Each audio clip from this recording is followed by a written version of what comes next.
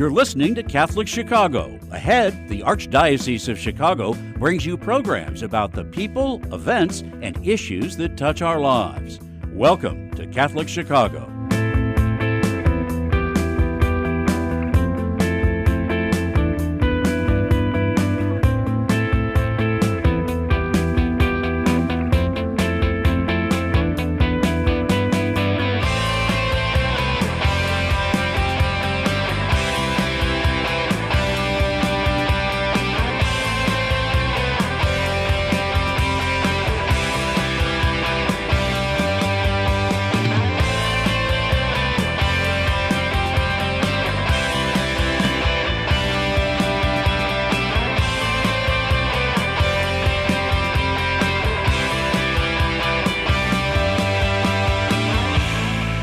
Good morning, welcome to Catholic Chicago with today's special edition of Catholic Schools Today on WNDZ 750 AM, 312-255-8408. You can also get us on youtube.com/Catholic Chicago.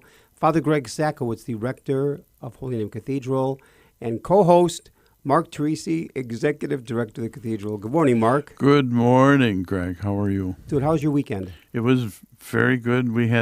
You were there. We had that celebration for the members of the Vatican Treasures, the preservation group at Cathedral.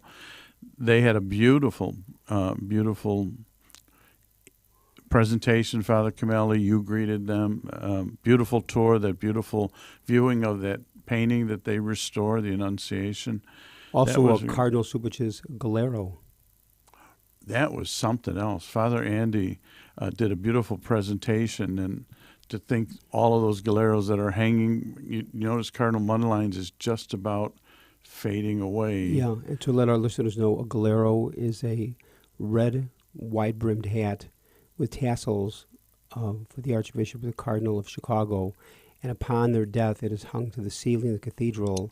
So you have Cardinal Mundelein, Cardinal Stritch, Cardinal Meyer, Cardinal Cody, Cardinal Bernardine, Cardinal George.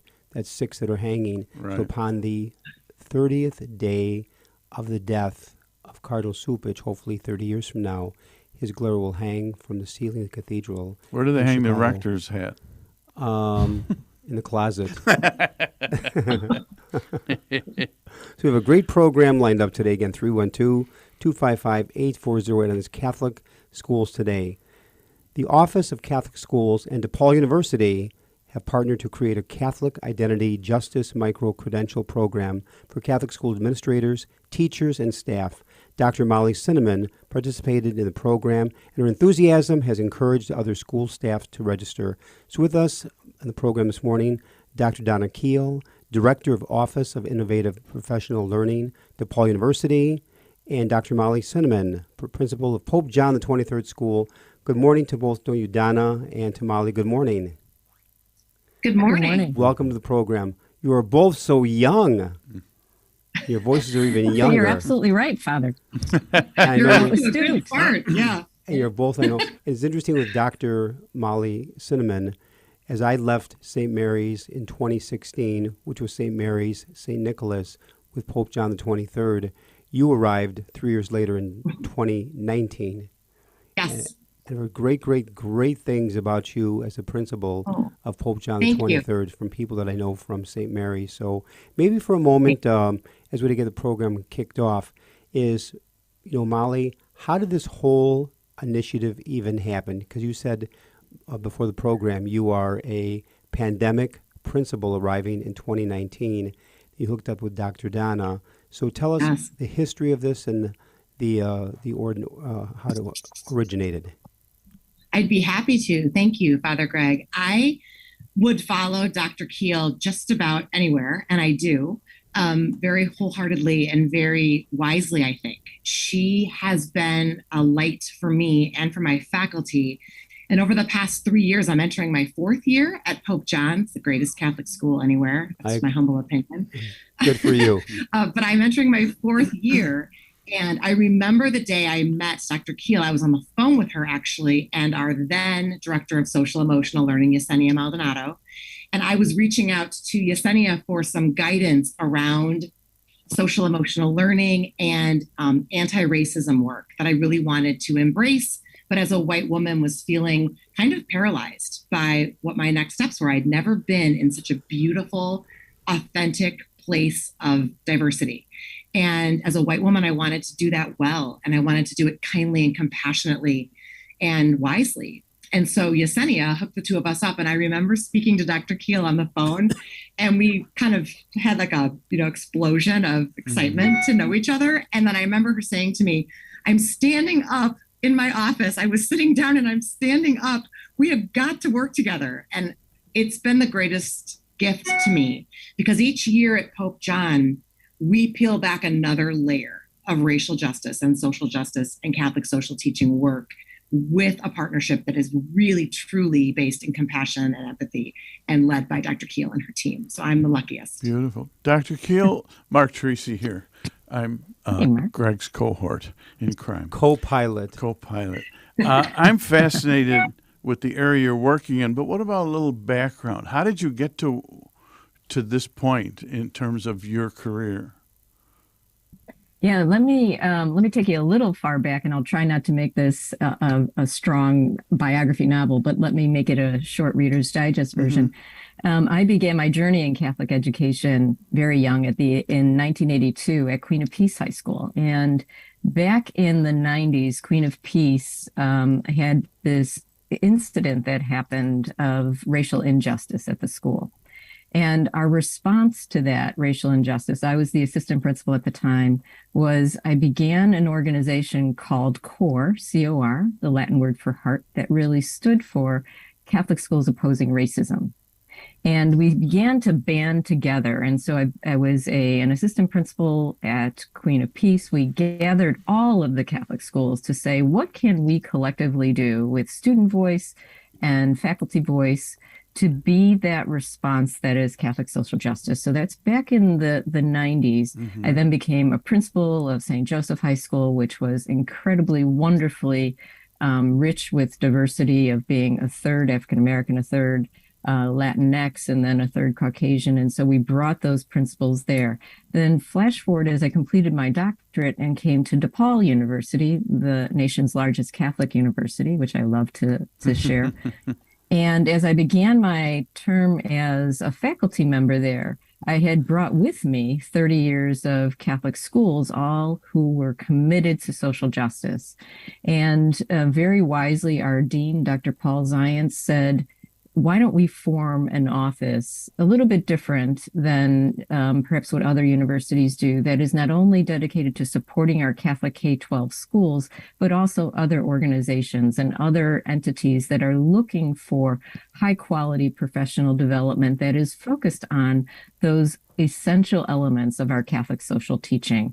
And whether those are public schools or Catholic schools, we have a commitment at DePaul to really instill in everything that we do our Vincentian values of Catholic social justice and being multicultural urban educators. So then now take us to the pandemic, the very start of the pandemic, how this micro-credential emerged. I had been working in the field of micro-credentialing, which is a very distinctive way to offer any professional learning that is evidence-based. And so a micro-credential, using the leverage of technology, is a customized digital way to learn and then to showcase what you've learned through a digital badge, so that you experience a learning that's very evidence-based, that you're actually creating something. Then you earn this wonderful little digital badge. And picture a digital badge as kind of a really slick emoji.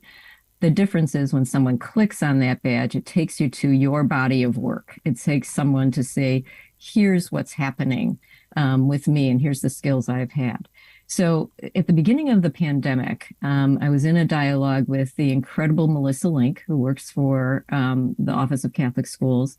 And we were talking about the challenges that were facing our Catholic schools, of how do we really continue to thrive through the pandemic when at that time, at the beginning, families were wondering, why am I paying tuition for my student when they're learning at home on a computer or virtually?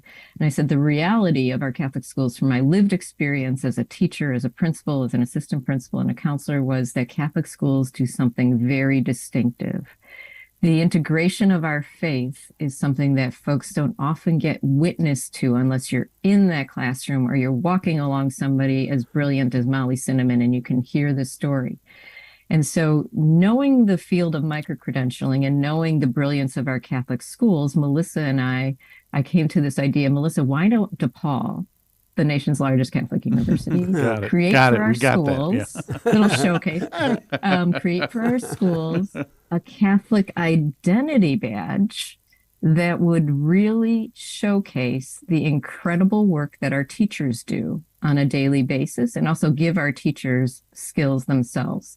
At that same time, the country was dealing with the murder of George Floyd and the racial insurrection that was happening and what we wanted, the reckoning that we already in the Catholic faith knew was important for us.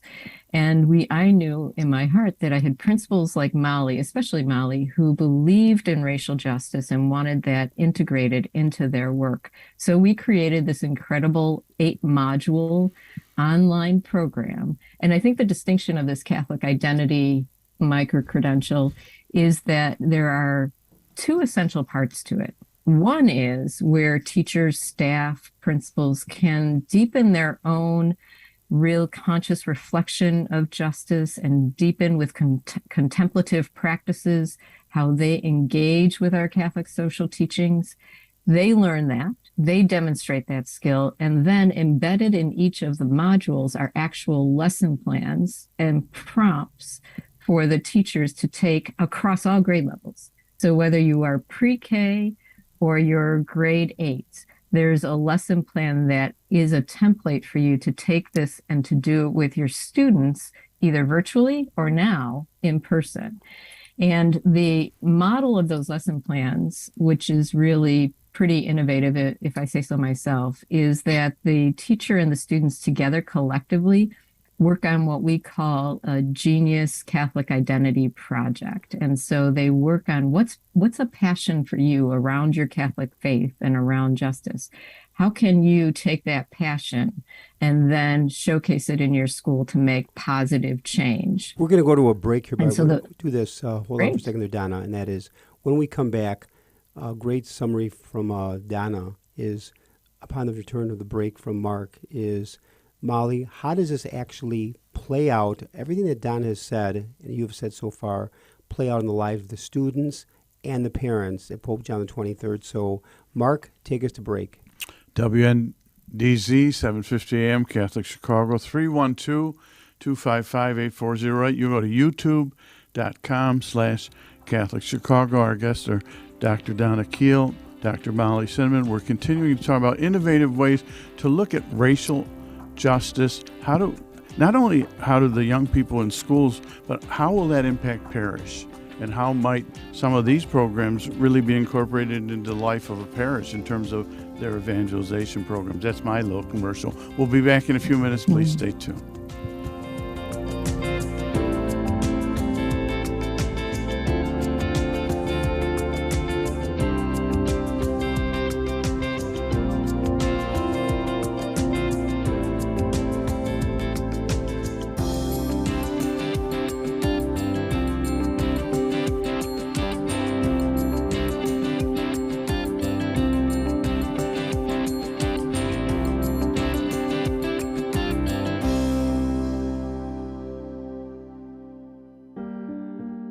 Catholic Charities' Refugee Resettlement Program has been especially busy this year, assisting individuals and families who have fled dangerous situations in their homeland, including Afghanistan and the Ukraine. The Refugee Resettlement Team helps with everything they need to start to rebuild their lives in a new country, including housing, employment, clothing, food, English classes, and referrals for legal and immigration services.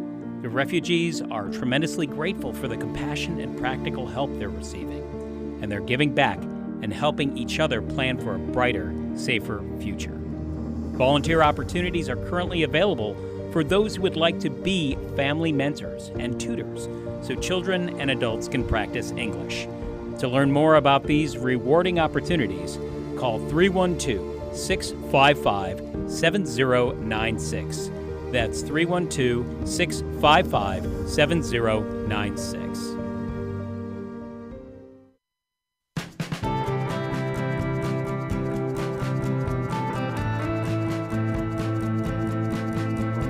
This is year 44 for me teaching. When I started here, there were teachers here that had taught me when I was a student. Now I'm the old person. Right now, I teach junior high math. I love when kids find what I'm teaching to be fun and they get it. I see that light bulb go off and it's a thrill. People are always amazed. What? You're here for 44 years? It's hard for me to believe, frankly. I love what I do. Every summer I think, oh, I miss the classroom. Even on the weekends, I think I can't wait to get back on Monday and teach those quadratic equations. Shape the next generation of leaders. Teach. Apply today at archchicago.org/schooljobs. Catholic Charities has had the privilege of helping people in need in Cook and Lake County for more than 100 years. We would like to take this opportunity to thank our frontline workers who, despite the unprecedented challenges of the past 2 years, continue to excel at their jobs every day. From the warehouse staff members who pack boxes of nutritious foods for low-income seniors, to the dedicated WIC employees who have remained open for families with children under the age of 5, to our volunteers and restaurant partners who ensure that meals are available for those experiencing hunger, to our service coordinators and our professional counselors who continue their vital work in innovative ways, to our food pantry staff, and to all those who work at Catholic Charities Call Center, finding solutions for every person who reaches out to us for help. Charity is at the heart of all you do, and we salute you.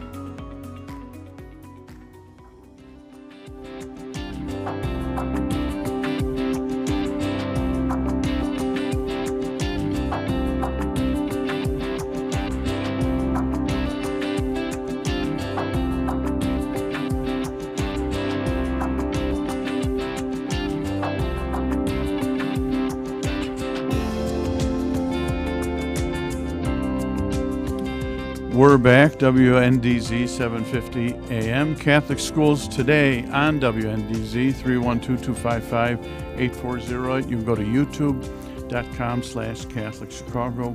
Before the break, Father Greg had talked about a question he wanted me to share with Dr. Molly Cinnamon, Principal, Pope John 23rd School. It's my question, too.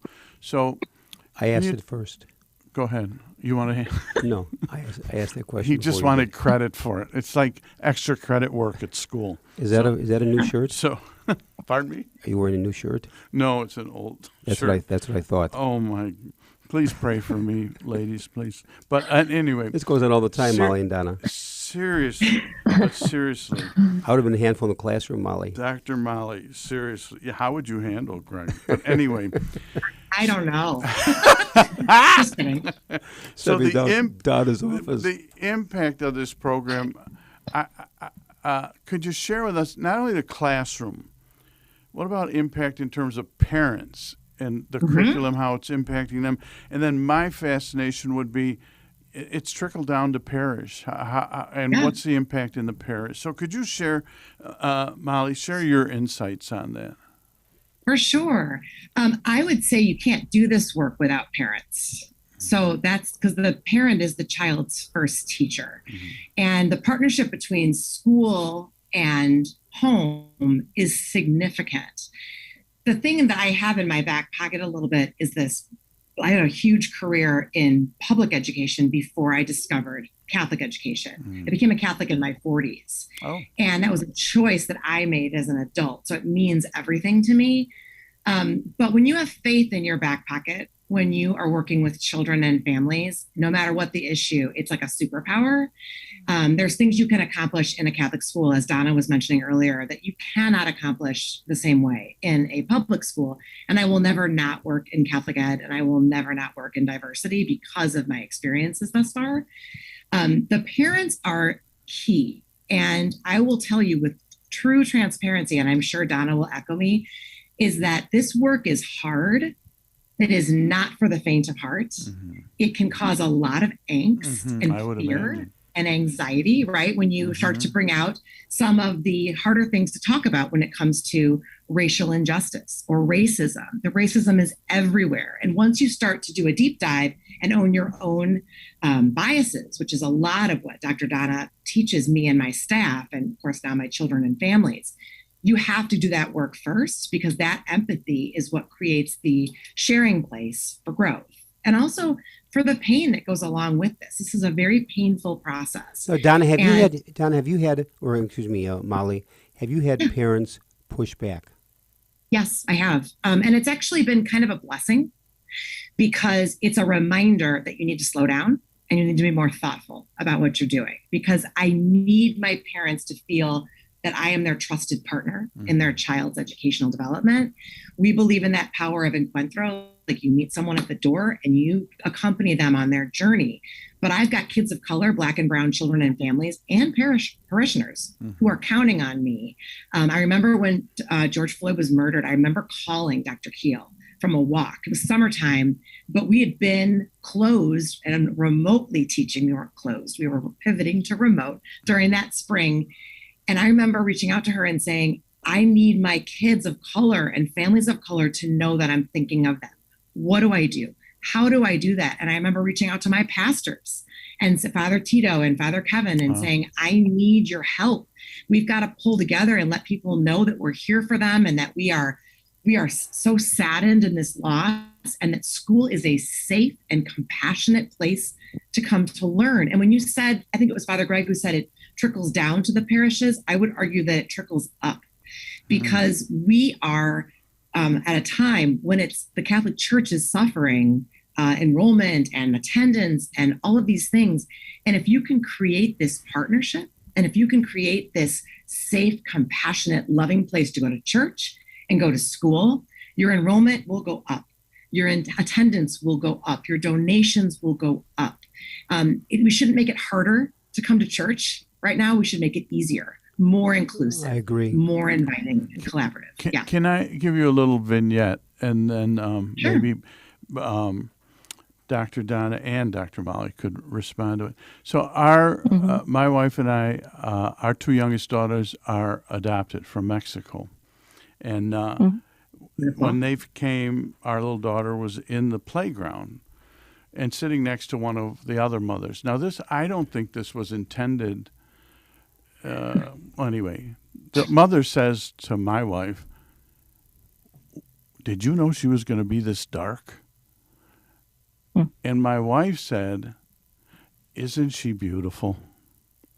Correct. So sometimes there are subtleties in how people see things. That may, how do you react to something like that? Especially it's a great how example. do you teach? And Donna has a line that she has taught me. It's not a line. It's a mindset. And I'm going to let her talk about this. Okay. But she has taught me to say in moments like that, and I thought your wife handled it beautifully. Actually, I love what your wife said back to the other mother. But the response that I've learned from Donna to take with me everywhere I go is, that doesn't sit well with me. Oh, good. Yeah, part of the way to do that. Yeah. Yes. So thank you so much, Molly. And part of, Greg, I echo that your wife handled it from a place of love. Part of what we try to train teachers in and staff and parents and anyone affiliated with our programs is the emotional context and where bias lives in us, and where and to do that through the lens of faith. And so what's really significant is to be able to tap into, and I'd love at some point to ever talk to your wife about what she felt the moment that she heard that little twinge of a bias that, and I agree with you, Greg, not intentional on the other person's behalf, but also is part of, if this was a white person saying to her, of who we are as white people. The other key is knowing, what would Jesus say and what would God say? And so we know through all of our Catholic teachings that we're called to be these justice advocates. And so I love how your wife came at that from a place of love. And there would be another way that we would also train folks in of not only saying, I wonder why you noticed that. I wonder why that was important to you. And she's beautiful, but I wonder why that occurred to you. You know, and Molly's, you know, we're often as folks who are white in environments where someone might say something very unintentional. But it is that marker of seeing a different and seeing someone as the other rather than someone as members of our God's family and seeing the face of God in the other. And so in those moments, we have those abilities to check in with where it lands in us, you know, that emotion that we feel in our bodies and in our hearts. From a faith perspective, how do we reply with justice and kindness and giving folks those, you also need cognitively phrases to say. So this doesn't sit well with me, or I'm uncomfortable with that comment. I love, my daughter's lovely. I'm a bit, that's uncomfortable. I'd love to know more. And engaging in a dialogue instead of putting a wall. And, you know, you asked a great question about had Molly had resistance to the idea of racial justice and social justice in her schools. And Molly invited us at DePaul, and I have brilliant faculty who join me in this work who are people of color. The largest Catholic university in the country. The largest Catholic university. Thank you very much. The dean is going to be so proud of me for embedding that. They are. It's a great university. I'm sorry for interrupting. I love it. It's a great interruption. But in that moment with my colleagues of color, what we were able to do with those faculty, with those parents who were expressing some of their resistance, is to be that model of empathy and faith that is our social teachings, of being able to invite them and say to them, we hear you, we understand you. So rather than pushing back against their pushback, of being able to say, tell me more about what you're feeling. Tell me more about what you're fearing that could happen if we talk about social justice with our children. And we learned from that experience. And I believe this strongly about all the programs that we do at DePaul, that it is essential that everything that we do in this professional learning space includes everyone in the community. So parents and teachers and staff, the bus driver, the cafeteria worker, the playground folks, the parish staff, all of us come together because we surround those children who are entrusted to our care. I was in a LaSallian school for a long time, and the words of St. John Baptist de La Salle are like emblazoned in my heart, that we are obligated to touch the hearts of those entrusted to our care. And so that means everybody's heart. That's a great way to end the program. But before we close, Molly, give us information to learn more about Pope John the 23rd. If a parent would like to send their child to the school, phone number and a website. Absolutely. I'd be honored to do that. Thank you for the opportunity.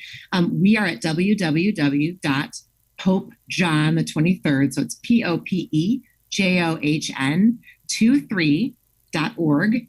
And our phone number is 847-475-5678. And it's number once fabulous, again. Beautiful place. The phone number once again, Molly?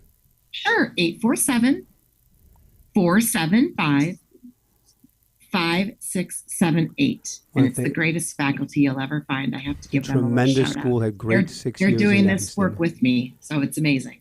And give my best to the entire faculty. I'm sure there are many faculty members that are still present when I left in 2016. It's a tremendous, strong, faith-based faculty.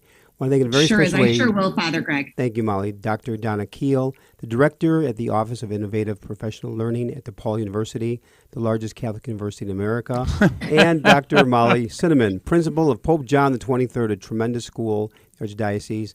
To Donna and Molly, thank you very, very much for joining us this morning.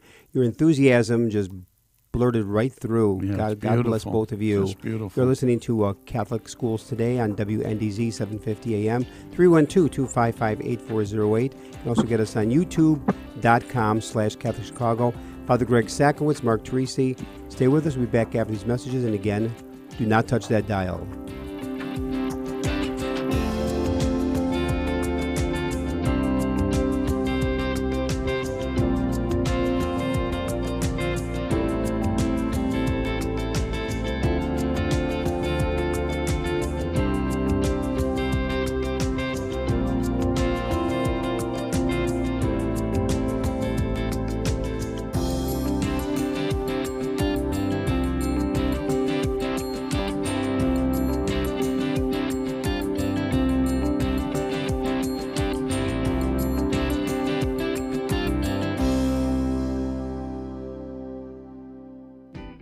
We are hiring. Catholic Charities of the Archdiocese of Chicago is looking for mission-driven individuals who want to help make a positive difference in the lives of people in need throughout Cook and Lake counties.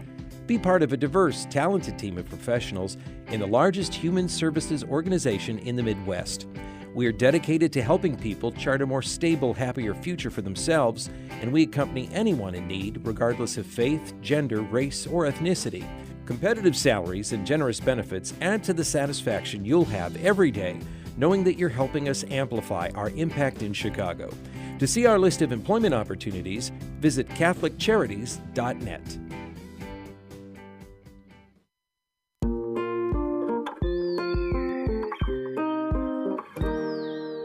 I can't imagine myself going into any other school. Our school fosters growth by being a backbone to our family. My kids are incredibly well-rounded. I see a lot of kindness in them on a daily basis. One of the things I think Catholic schools do well is personalize the learning experience. You can hear joy in the classrooms. I feel that I'm happy that I am in this kind of school. Our school communities provide students with academic excellence and character education in a supportive and stable learning environment. Come see for yourself. Visit archchicago.org/findaschool.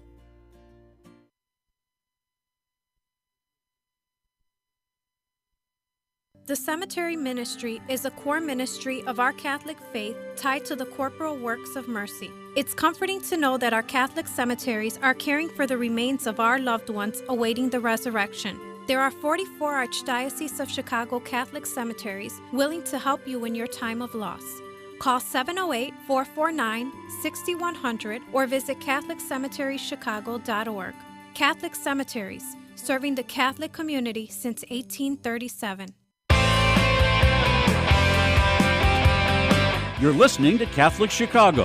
Ahead, the Archdiocese of Chicago brings you programs about the people, events, and issues that touch our lives. Thanks for letting us be part of your morning. Now again, Catholic Chicago.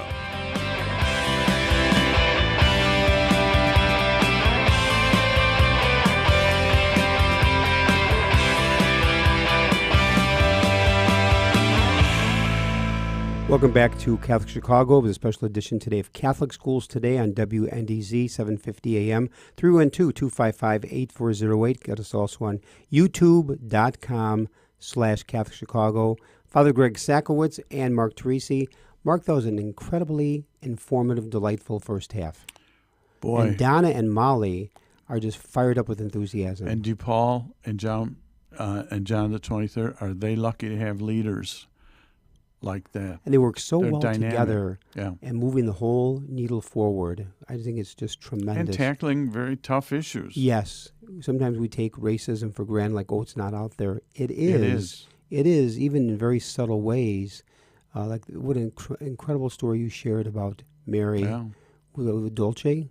Dulce, yeah. Dolce, and it, just phenomenal. Again, 312-255-8408. Great second half program lined up.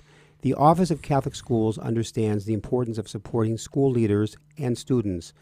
The new Director of Inclusive Education, schools can now contact Amy Lindell, who will help them provide the best resources for students with inclusive educational needs. With the addition of a Director of Federal Funds, Catholic schools will be able to continue to provide resources and training for teachers, staff, and students. With us, Amy Lindell, Director of Inclusive Education, the Office of Catholic Schools in Chicago, and Michelle Walters, the Director of Federal Funds, Office of Catholic Schools. Amy, Michelle, good morning. Welcome to the program. Morning. Good morning. Are you bright-eyed and chippy-tailed this morning? This Monday morning? Yes. Do you realize that 5 weeks ago today was a July 4th holiday, and 4 weeks from today is Labor Day? It's like, where has the summer gone? It's just flying by. So maybe for a moment, either Amy or Michelle take the lead on this whole inclusive education and federal connection. So we'd like to kind of talk about the how it started, how it's hooked into parishes, and what difference does it make. So either Michelle or Amy. You can take the first lead.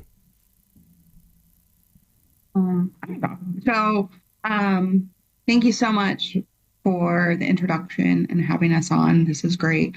And so there is a connection with the parishes and federal funds and inclusive education, where we get proportionate share dollars where we can best help schools and augment them further up and help meet the needs of children and families and students in the community. And one of the great things that Michelle and I are able to do and will be able to do is work together to best meet the needs of our school community by seeing how can we leverage school supports with helping teachers become better teachers to meet the needs of general education students, also inclusive education students, and other students of differing learning needs.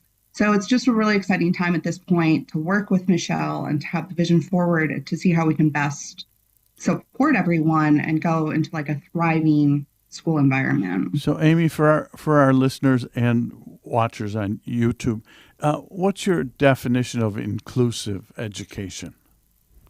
It's a great question. I think my definition of inclusive education is someone with a differing learning need. So we are having an inclusive model where we can incorporate all types of learning needs, rather than if it's a speech learning or something with ABA services or something with a 504, and maybe we have a child who has diabetes. Like it's not a one size fits all too. It's any type of differing or accommodations or supports that are needed to provide differentiated learning and to provide an inclusive environment. And so you can't just pigeonhole it and say, oh, it's just children who have X or just children who have Y. We want to do a more encompassing, holistic approach. And then along those lines, how do you step in, Michelle, for the federal funding? I step in by helping the principals utilize their funds if they receive anything. So my role is to reach out to suburban Catholic schools to help them get their consultations in order, make sure they have a plan as to what they would like to do with any funding that they receive. And then for the Chicago Catholic schools, working with CPS in order to get those schools what they need for their children that are Title allowable. Now, Michelle, give an example of a particular school, grammar school or high school, approaches for federal funding. I'll give an example of a particular program that it could be applied for. Well, in my experience, I just left the role of principal at St. Christopher's School in Midlothian. Oh. How long were you there, by the way? 4 years. God bless you. Didn't that parish merge? Did Christopher's merge with another parish? They did. St. Stanislaus and Posen. Oh, okay. They did merge. Okay.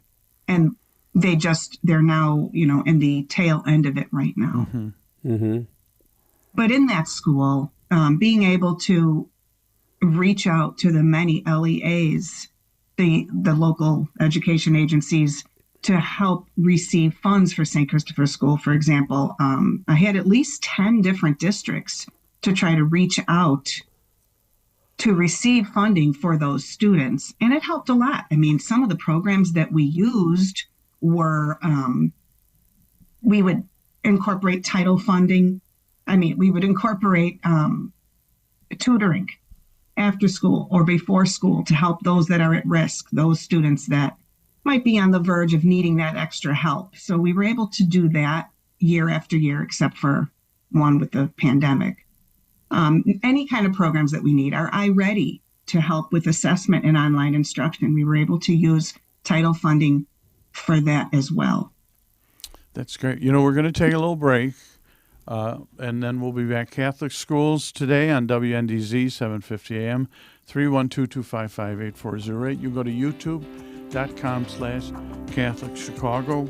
We're with Amy Lindell, Director of Inclusive Education, Office of Catholic Schools, and Michelle Walthers, Director of Federal Funds, Office of Catholic Schools. When we come back, let's talk a little bit about maybe programs available to deal with our young folks who have gone through this pandemic and really anxiety-ridden approaches that we've had to education.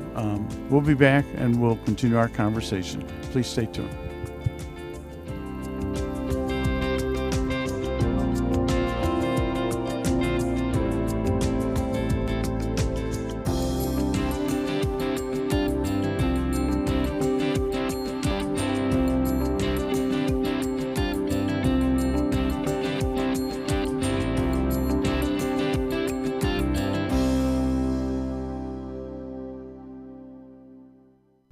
Catholic Charities offers a wide variety of volunteer opportunities to those who want to share their time and help us serve people in need.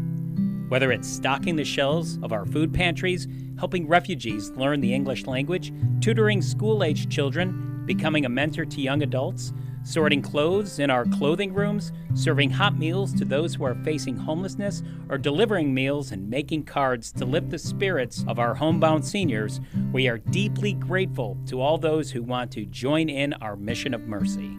Volunteer opportunities are updated weekly for people of all ages at ccofchicagovolunteer.com, or just call us at 312-655-7053. That's 312-655-7053. Thank you for helping us follow Jesus' call to serve our neighbors in need.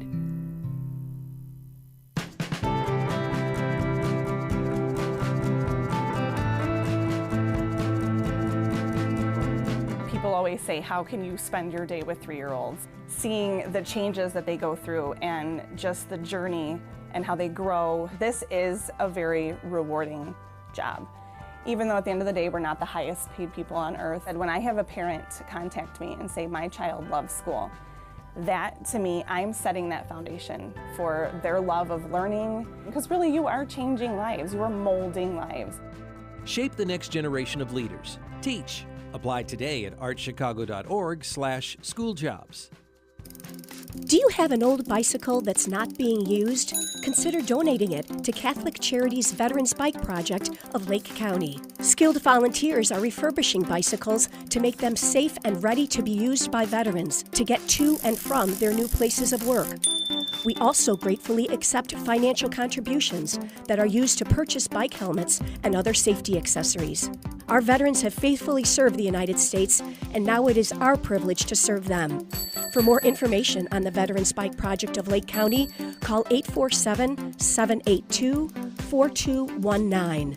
That's 847-782-4219.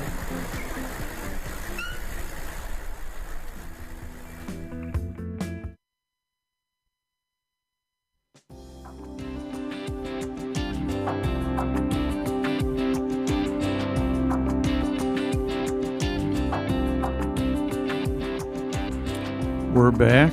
Catholic Schools Today on WNDZ 750 AM, 312-255-8408. You can go to youtube.com/CatholicChicago.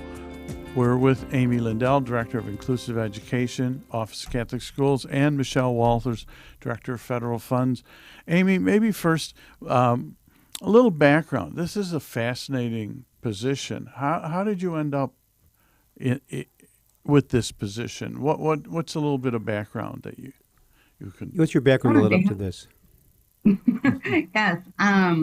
So prior to this, I was actually working at Chicago Public Schools. Oh.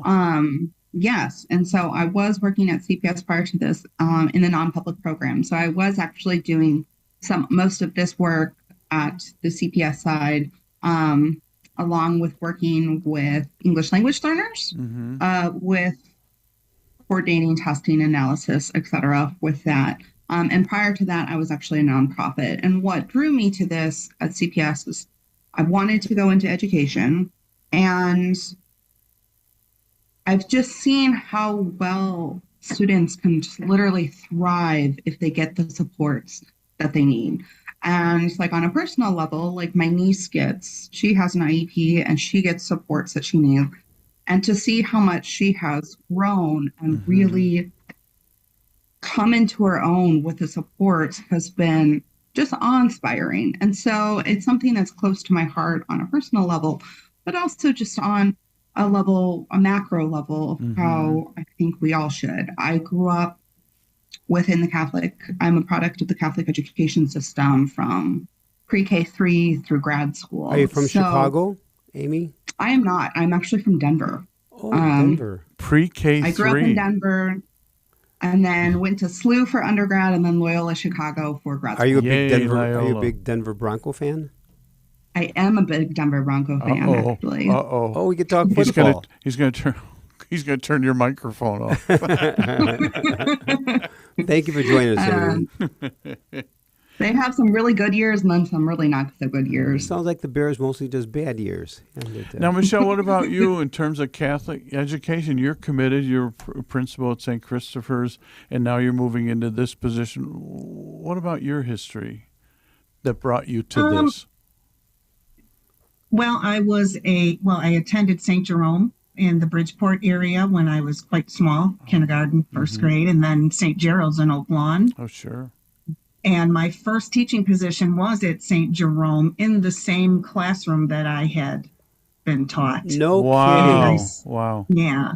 I had stayed not very long with Catholic schools. I did get a position where I recently retired a few years back at Posen Robbins. I was there for 20 years as a language arts teacher. Oh, wow. And since I know the community pretty well, and where St. Christopher is in Midlothian, I pretty much applied for the position when I found out that they needed a principal, and I received that position, and have been working closely with the community and the parish. I even have some students, at least 8 of them, who came with their own children to enroll them in the preschool and the kindergarten program. Wow. So that was pretty exciting for me that my students locally came with their own children. That's amazing. That's a great story. Now, moving to this position, what prompted you to move to this position now? Well, I really had no intention of applying for this position. The superintendent, Greg Richmond, was on a visit, as he does every Wednesday, and we talked about federal funding and how I had tried to reach out to all the local LEAs for our students and able to really use those resources and services.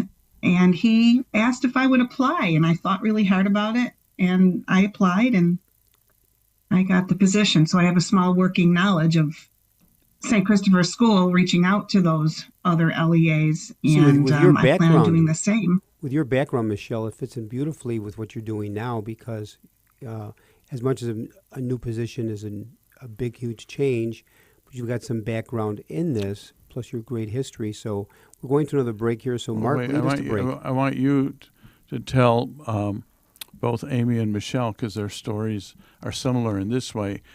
I think it's divine providence, but tell them your definition of that. A coincidence? Yeah. You'll love this. A coincidence is God's way of remaining anonymous. It's great. A coincidence is God's way of remaining anonymous. We say, what a coincidence. No, it's God weaving, threading through our lives in a very mysterious way. So Mark, take us to break. And allows both of you to share your gifts in new and exciting ways, I think. So here we are, Catholic Schools Today, WNDZ. We're taking a little break, 312-255-8408. Father Greg Sakowicz, Mark Tracy, youtube.com/CatholicChicago. You can see our beautiful, shining, smiling faces. We'll be back in a few minutes. Please stay tuned.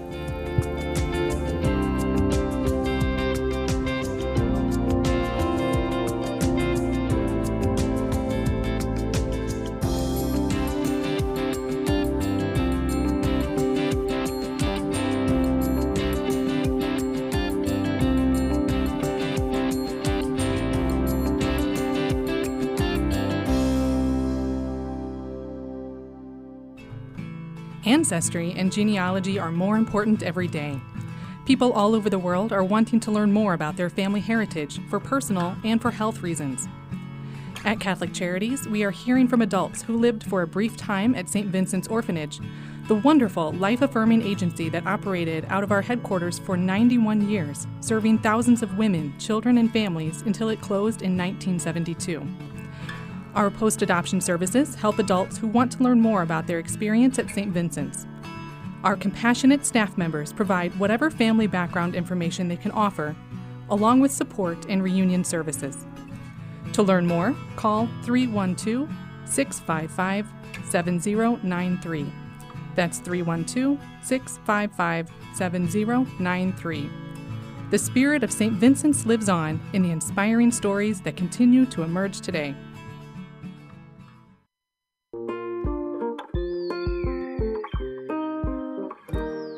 I feel special. I feel great. I got good grades. We've seen a huge surge in our kids now meeting or exceeding grade level. Come check us out. You may have never thought we were an option before. Our school communities provide students with academic excellence and character education in a supportive and stable learning environment. Come see for yourself. Visit archchicago.org/findaschool.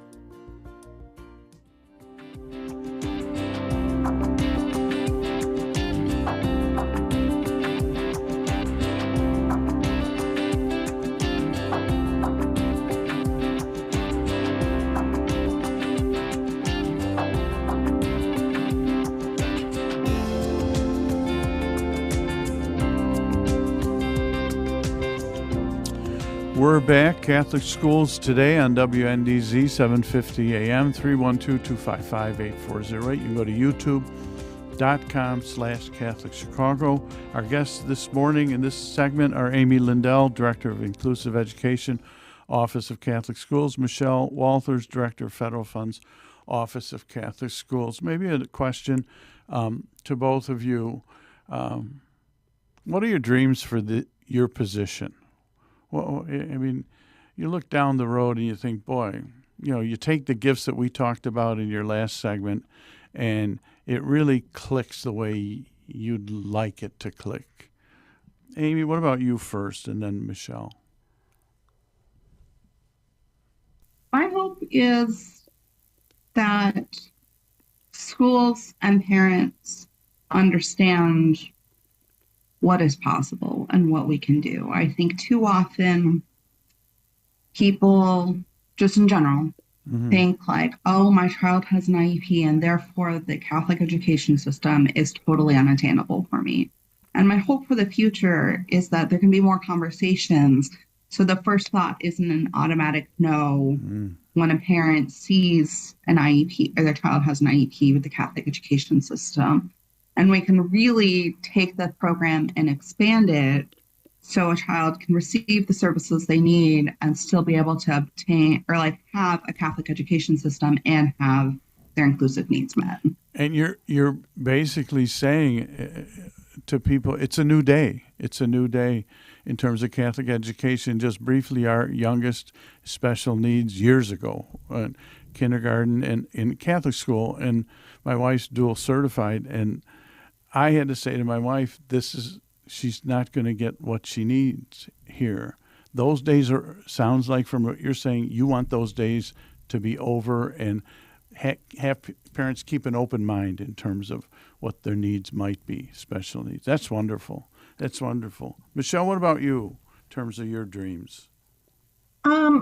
My dreams hopefully are to have the local public school districts be able to work closely with the principals, whether they need it for resources or services to help the students that are most at risk. Also, really to help give professional development to all the educators in the Catholic school system, because that too is a type of service that you can use with title funding to help keep our teachers on top of things, being educated, getting the professional development they need, whether it's reading, math, to help our students, all of our students, not just those that are in need. That's wonderful. Along those very same lines, we talk about your dreams and your hopes, which is very well articulated. But the other side of the coin is, what sometimes frustrates you the most or the biggest myth about what you do? I mean, it wouldn't be nice when we go to work, it was all very positive. Mm-hmm. It doesn't work that way. No. And so maybe for you, Amy, in the work you do, what is the biggest myth you try to clear up with people, or what frustrates you the most at the present time? Knowing that you talked about hope and dreams, which are very real, and they were excellent responses, but the other side of the coin. I would say the biggest myth is if a child has a 504 and IEP, they won't thrive. Mm-hmm. I think that is something that is a myth and is tied up with stigma, but it is something I'm very passionate about, because I think if your child does have a need that would be met with inclusive education, that does not mean it's a life sentence and your child will fail. It quite opposite. Your child could get supports and thrive and do amazing with their life. And I think that is a myth that is very prevalent within education. Now, do you sometimes struggle having parents believe that? Mm-hmm. Yeah, and just having parents believe that, and thinking that if a child gets speech therapy at 4 years old, that's going to have an impact when they're 30 years old, and it's okay. And it is, your child can still succeed just as much, if not more, with getting the supports. And it is not like a life sentence, and it is not a detriment, and it's not a reflection of any type of bad parenting or anything similar to that, to have any type of evaluation or inclusive needs for your child. Excellent. How about That's for a you? great point. Great response. How about for you, Michelle? I think the big myth for me is that people understand that Catholic school, non-public school students should receive title funding. Some believe they should not receive it, that they're not entitled to it, but they are. All non-public schools are entitled to some form of title funding, irregardless of whether we receive the funds in our hands or not. We still, the myth is, oh, you're a Catholic school, you're a private school, you don't deserve to have any funding from the government. But we do, and the law, helps us to get that provided. Wonderful. And you being an advocate for that. Yes. That's a great position to have for our archdiocese.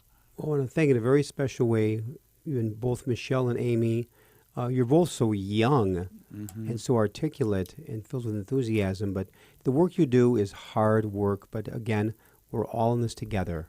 Right, and everybody's young compared to us. Well, I think you're right about that, Mark. And they're getting younger, and but tremendous work that it's all connected, rooted in our Lord Jesus Christ, into the parishes, working with the schools together. So I want to thank in a very special way Amy Lindell, the Director of Inclusive Education, the Office of Catholic Schools in the Archdiocese, and Michelle Walters, the Director of Federal Funds, Office of Catholic Schools.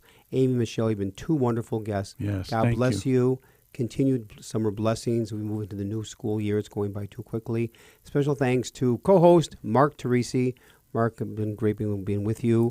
To our producer, Jasmine Kiddos, our engineer, Michael May, Brian Hockey Hitman Brock. To everybody, God bless. Enjoy the week, one day at a time.